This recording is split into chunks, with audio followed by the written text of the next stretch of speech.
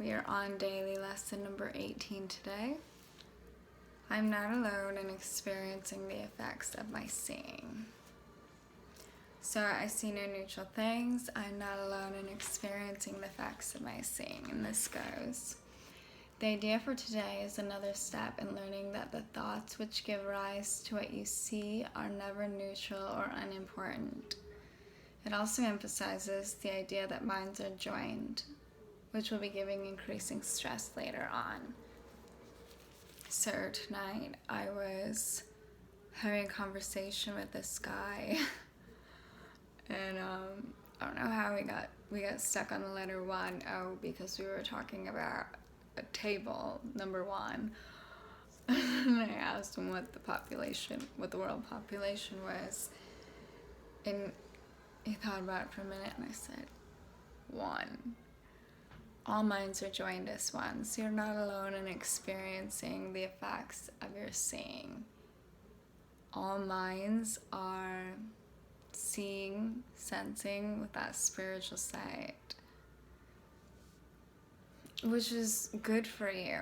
You know, this might put stress on you to change your thoughts because you feel responsible for the whole total, but with many people making these shifts, and it is becoming something that's more commonly talked about, your light is naturally brightening as a result, and this domino effect is creating a conscious movement amongst people. So don't feel left out by this, and don't feel too responsible for this as well. Today's idea does not refer to what you see as much as to how you see it. Therefore, the exercises for today emphasize this aspect of your perception. 3 or 4 practice periods are recommended. Look about you, selecting up subjects for the application of the idea for today randomly as possible, and keeping your eyes on each one long enough to say, I am not alone in experiencing the effects of how I see this phone. I'm not alone in experiencing the effects of how I see these socks. I'm not alone in experiencing the effects of how I see this book. So on. Look all around you, up, down, wherever. Apply the exercise for about a minute, again 3 or 4 times today, and conclude each period with, I'm not alone in experiencing the effects of my seeing. Reminder, put these in your phone. These are habits that you want to instill in your mind to reverse the thinking that you're used to begin to see these things in a conscious form. That lesson is quite easy. And we're going to do some excerpts from the text.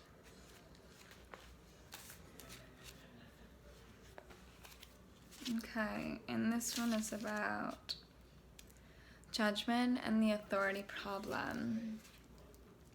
The choice to judge rather than to know is the cause of the loss of peace.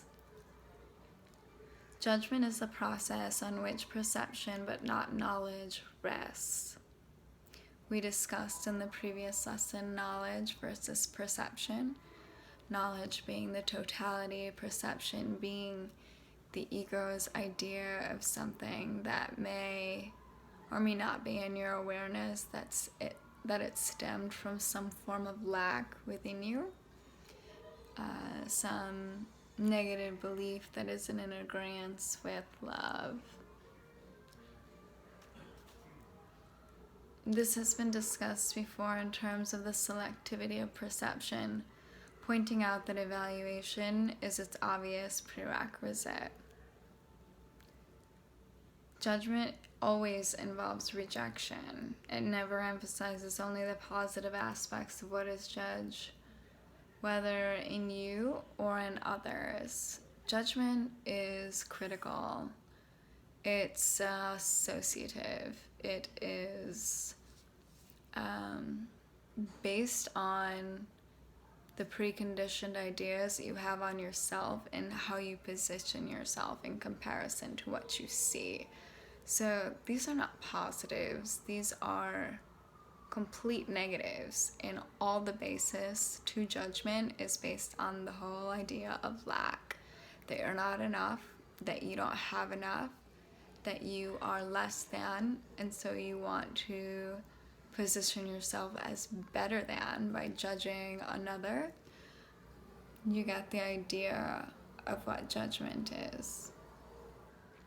You have no idea the tremendous release and deep peace that comes from meeting yourself and your brothers and sisters of the world totally without judgment. When you recognize what you are and what your brothers and sisters are, you will realize that judging them in any way is without meaning. Let's go back to the idea of oneness. So when you recognize that you are all one, you realize that judging them in any way is without meaning. So in the end, you're judging yourself, and to judge at all is unreal and compared to God, to the universe, to totality.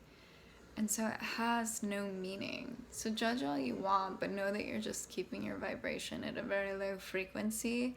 And while it may appear to boost your pride for a moment or make you look superior, you're not fooling yourself. You might fool someone else, but you're not fooling yourself in the long run. And eventually you'll come to realize that in your subconscious when you meditate and practice compassion and practice self-love. You judge less and less and less because you recognize what it is. It's not real. And the whole idea is to raise your vibration so that your level of thought and your level of awareness can align with higher ideals, things that you want to experience, better relationships, more fulfillment, tremendous peace. Nothing that you have refused to accept can be brought into awareness. Nothing that you have refused to accept can be brought into awareness.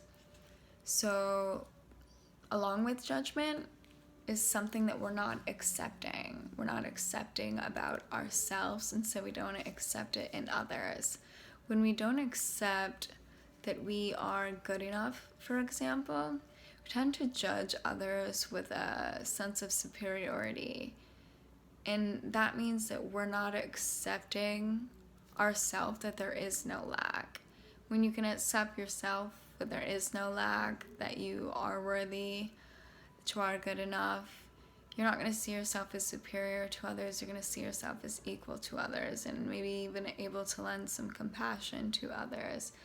But nothing that you have refused to accept can be brought into awareness. So if you're someone that just continuously doesn't accept what happens to you in your life and what is brought to you in life, and your first reaction is to judge it, these things it's not working for you. You're not being the observer of your mind. You're not practicing these lessons. You're not practicing meditation. You're not being responsible for your thoughts. You're not being a conscious human being. You're not making the world a better place, yours and the world around you. Acceptance is huge. Accept everything that comes to you. Love everything that comes to you until you feel the need to release what comes to you because it no longer serves the love within you. It's an attack on your well-being. And so just let that go. Envision that as something that is no longer part of you. Wrap it up in a balloon. Send it to the sky gently, because that was a part of you. And so you don't want to send something off and release as in any form of bitterness. When you feel tired, it is because you have judged yourself as capable of being tired. When you laugh at someone, it is because you have judged him as unworthy. When you laugh at yourself, you must laugh at others, if only because you cannot tolerate the idea of being more unworthy than they are.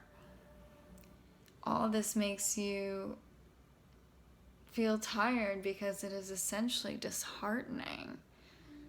So many of us have the idea that we're unworthy, and you want to know where that stems from. It stems from the idea of guilt, that we're guilty in some way, shape, or form. And when we judge, whether it's in our awareness and we're conscious of it, or if we're judging, we're most likely not conscious of it.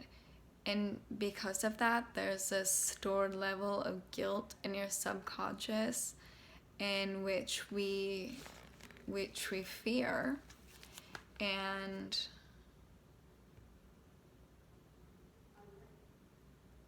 it's disheartening. It's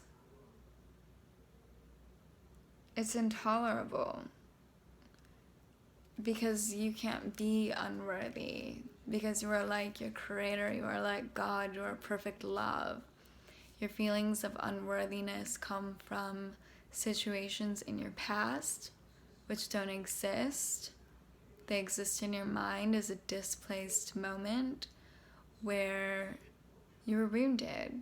And so you develop this idea that you must be unworthy, but you can't judge based on outside of you. You can only judge by God's eyes, and God would not see you as unworthy.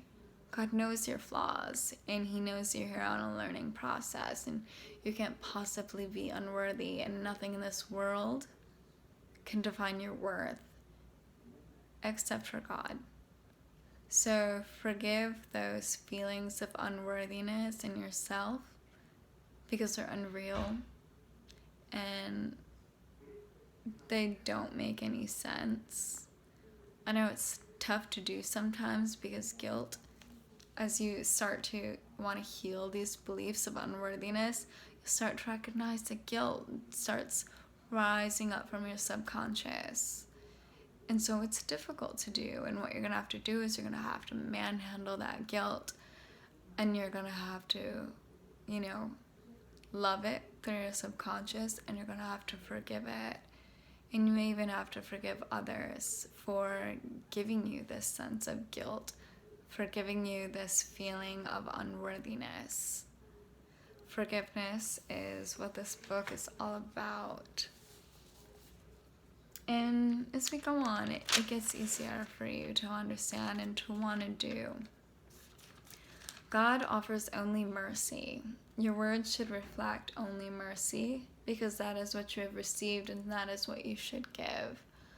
Justice is a temporary expedient or an attempt to teach you the meaning of mercy.